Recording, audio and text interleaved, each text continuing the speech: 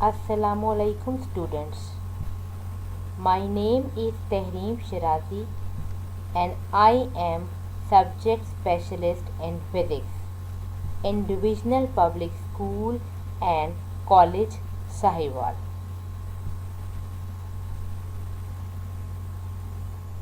Students, आज हम class first year के चैप्टर नंबर 5 जो कि सर्कुलर मोशन है, इसके 2 आर्टिकल्स को डिस्कस करेंगे। इस चैप्टर में हम उन ऑब्जेक्ट्स की बात कर रहे हैं जो कि एक ख़ास एक्सिस के गिर्द रोटेट करते हैं। हमारे आज के आर्टिकल्स आर्टिफिशियल सैटेलाइट और ऑर्बिटल वेलोसिटी हैं। Let's start our today's lecture.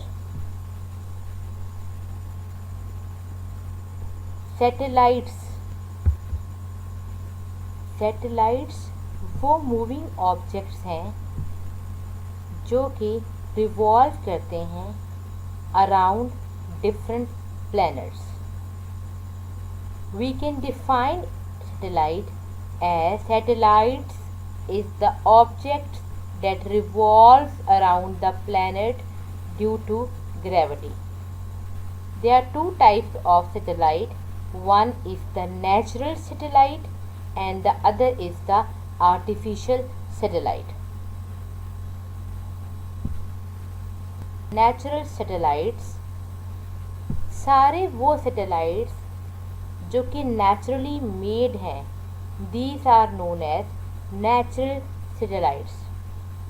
ये ऑर्बिट करते हैं around certain larger bodies. For example, moon revolve around the earth, so moon is a natural satellite. कोई भी ऐसी मूविंग ऑब्जेक्ट्स जो किसी लार्जर बॉडीज के गिर्द रोटेट करें, उनको हम नेचुरल सैटेलाइट कहते हैं। अब हम बात करेंगे आर्टिफिशियल सैटेलाइट्स की। मैन मेड सैटेलाइट्स जो कि अर्थ के गिर्द रोटेट करते हैं, these are known as artificial satellites.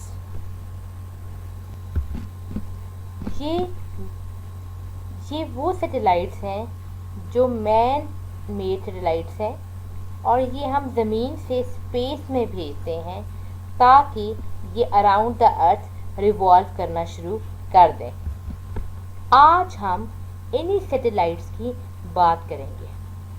The thing which is important is these satellites are very close to our earth.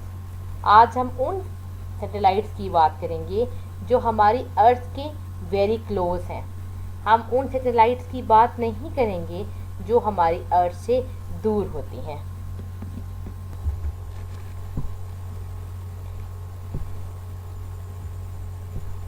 In satellites को हम रॉकेट्स के ज़रिए से स्पेस में भेजेंगे और फिर ये satellite around the earth rotate करना शुरू कर देंगे एक फिक्स सर्कुलर ऑर्बिट्स में।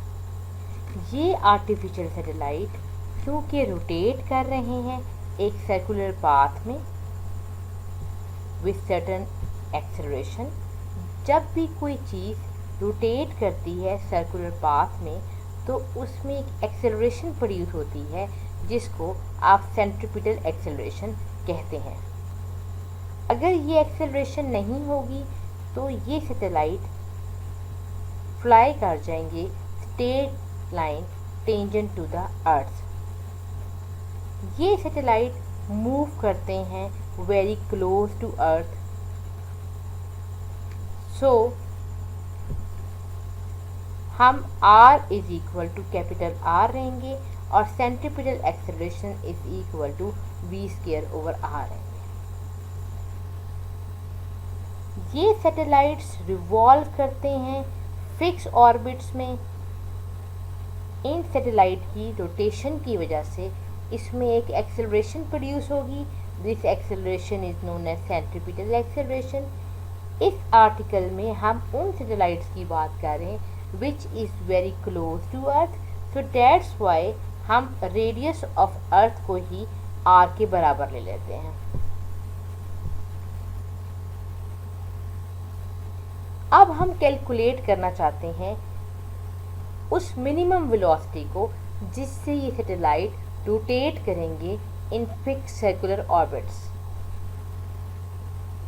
We can define it as the minimum velocity required to put a satellite into the orbit is called critical velocity.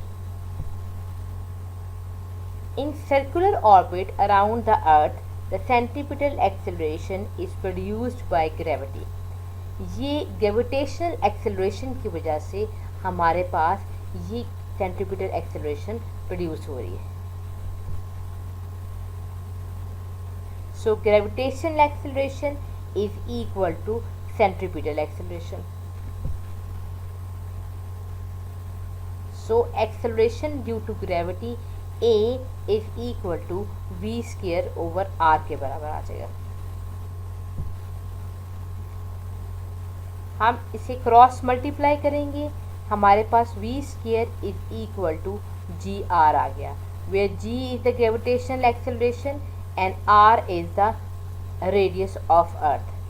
Taking square root on both sides, we got an equation v is equal to under root gr. Now I put the value of g and r. G is 9.8 and r is the radius of earth, which is 6.4 10 की power 6 meter. Our value is 7.9 kilometre per second. ये वो speed है जिस speed से एक satellite rotate करता है around the earth. Artificial satellite usually इस स्पीड से ही मूव करते हैं, जो कि 7.9 किलोमीटर पर सेकेंड। जब ये सैटेलाइट इस स्पीड से रिवॉल्व करेंगे अराउंड द अर्थ, तो इसको अराउंड द अर्थ मूव करने के लिए कोई टाइम चाहिए होगा। अब हम क्या करेंगे, हम वो टाइम जो कि रिक्वायर्ड है इन आर्टिफिशियल सैटेलाइट को रिवॉल्व करने के लिए वो कैलकुलेट करते हैं। So the time required for one revolution is,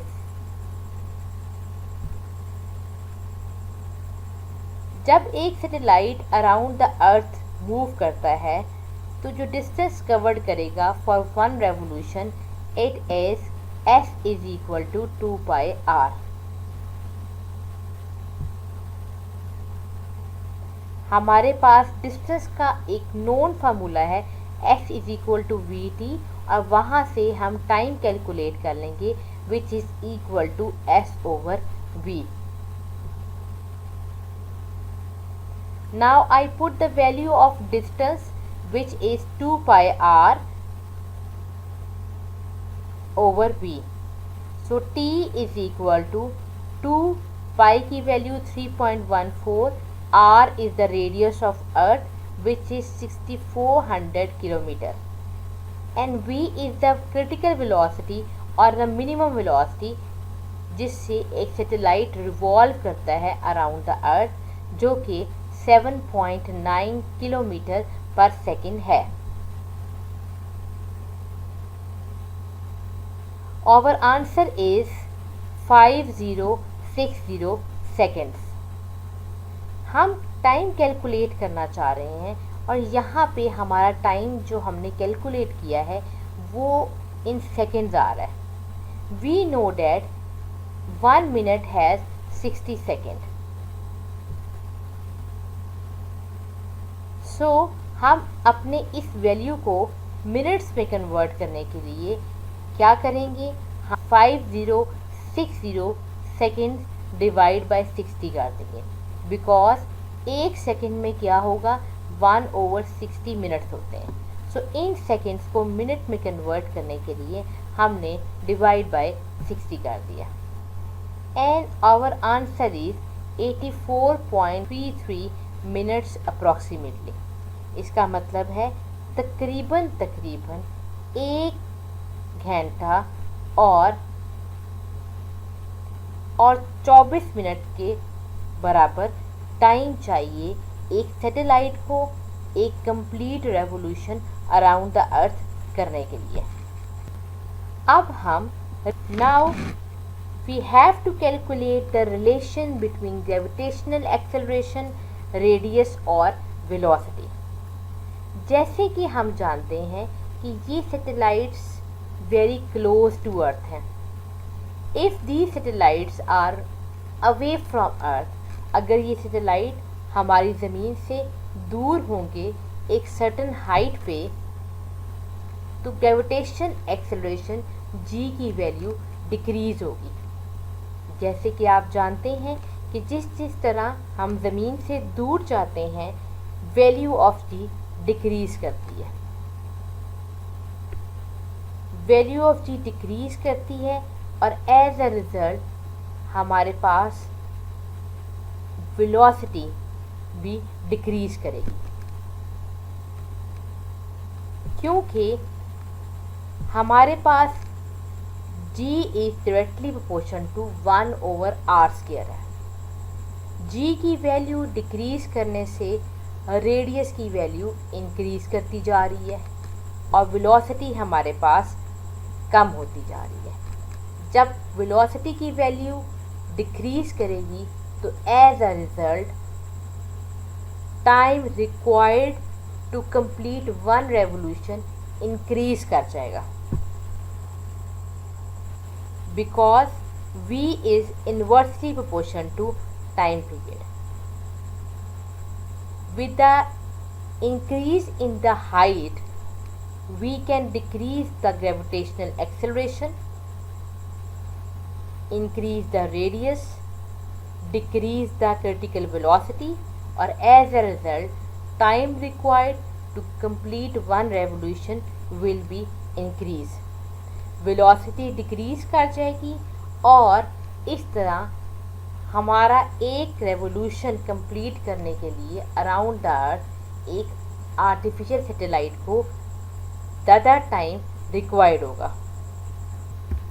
we can explain it in such a way, if a satellite in a circular orbit is at height h above the earth's surface, then there the value of gravitational acceleration decreases because g is inversely proportion to r², and higher is the satellite, slower will the required speed and longer it will take to complete one revolution, because v is equal to √g/r and t is equal to 2πr/v.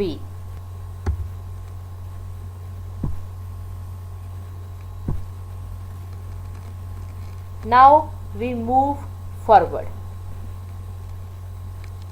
GPS क्या होता है?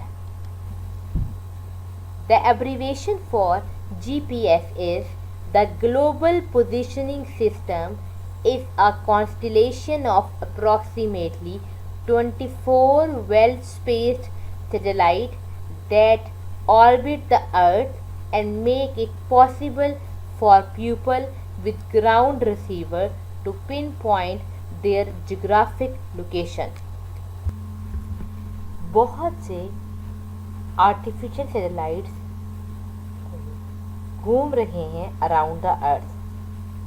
आप लोगों ने अक्सर एक word सुना हुआ है GPS, जिसको हम ग्लोबल पोजीशनिंग सिस्टम कहते हैं। एक्चुअली ये बहुत से सैटेलाइट्स मिलकर एक सिस्टम बना रहे हैं जिससे हम बहुत सी हेल्प लेते हैं। फॉर एग्ज़ाम्पल, इस वक्त around the earth 24 satellite rotate कर रहे हैं। इन सैटेलाइट्स का आपस में भी कम्युनिकेशन हो रही है, इनका आपस में राब्ता भी है और इन सैटेलाइट्स का ज़मीन के साथ भी राब्ता है।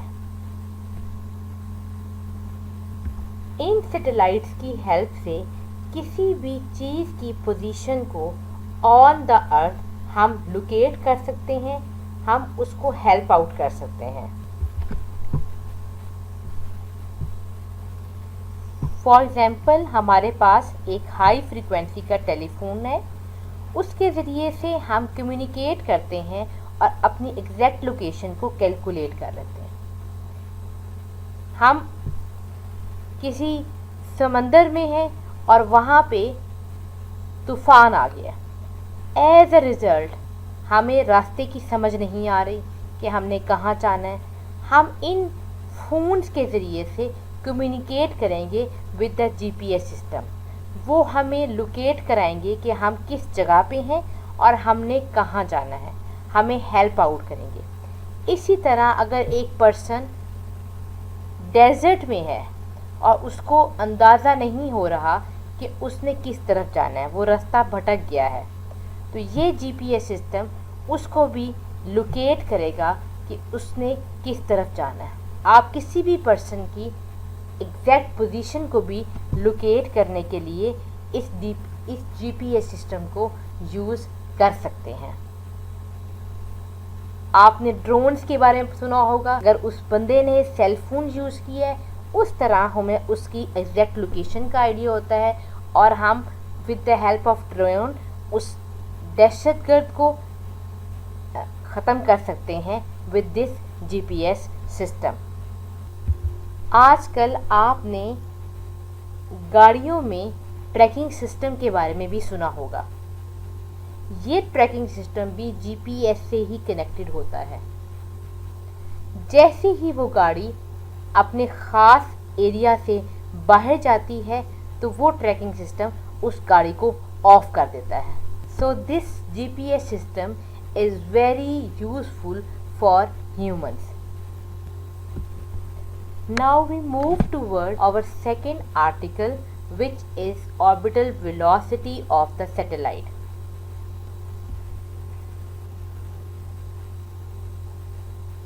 सैटेलाइट की वो वेलोसिटी जिससे एक सैटेलाइट रिवॉल्व करता है अराउंड द अर्थ, इसको हम ऑर्बिटल वेलोसिटी कहते हैं।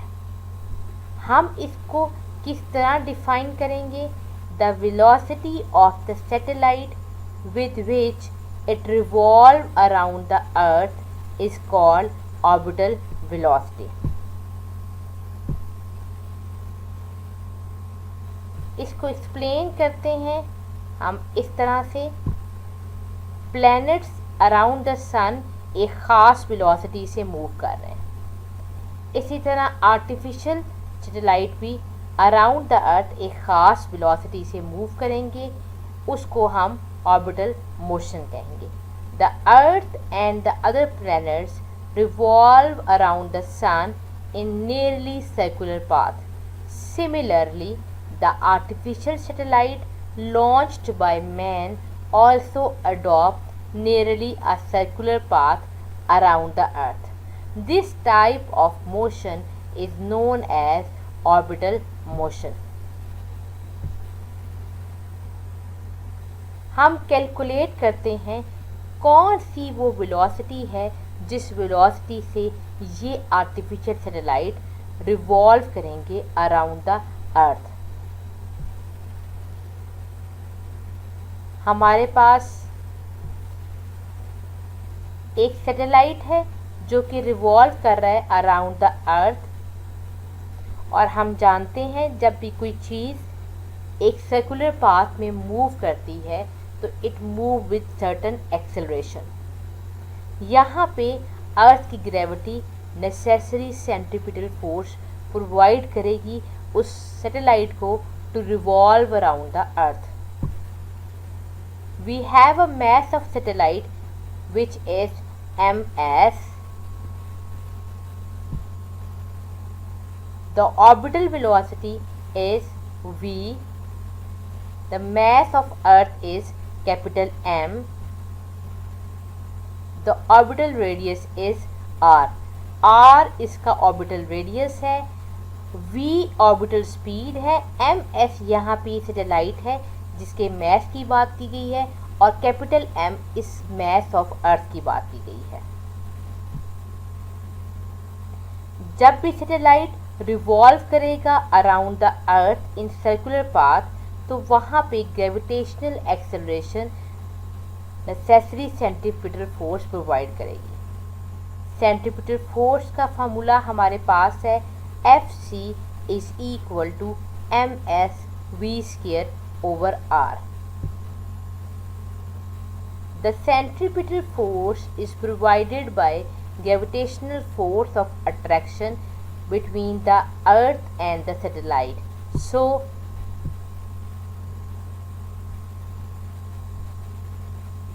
Fc is equal to ms, which is the mass of satellite, v²/r, and Fc is equal to gravitational acceleration से g कैपिटल M ms/r²।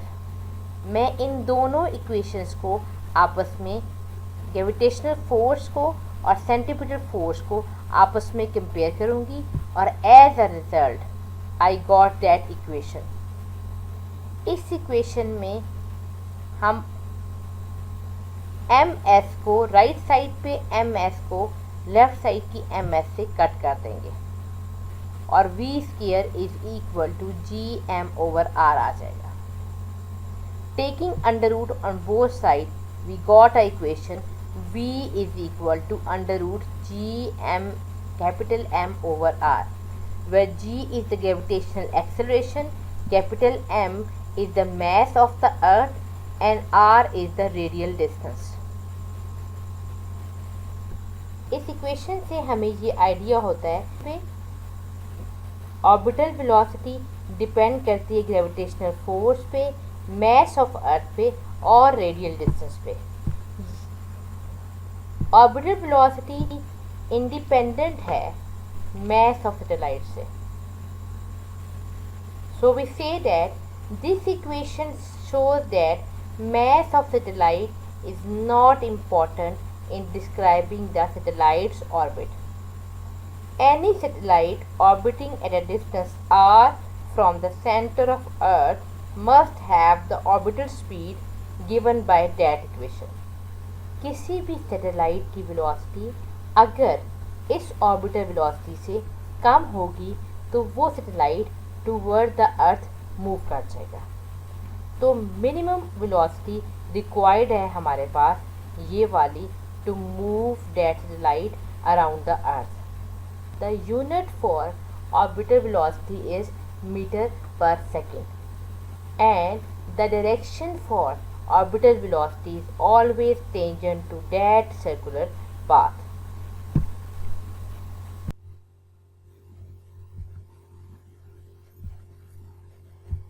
इन दोनों चैप्टर से लिंक्ड अपनी अंडरस्टैंडिंग को वेरीफाई करने के लिए हम इस छोटी सी असाइनमेंट को सॉल्व करेंगे। Our first MCQ is the ratio between the orbital and escape velocities are 1. Our first MCQ is the ratio between the orbital and escape velocities are 1. A option 1, B option 2, C option under root 2, and D option is 1 over under root 2.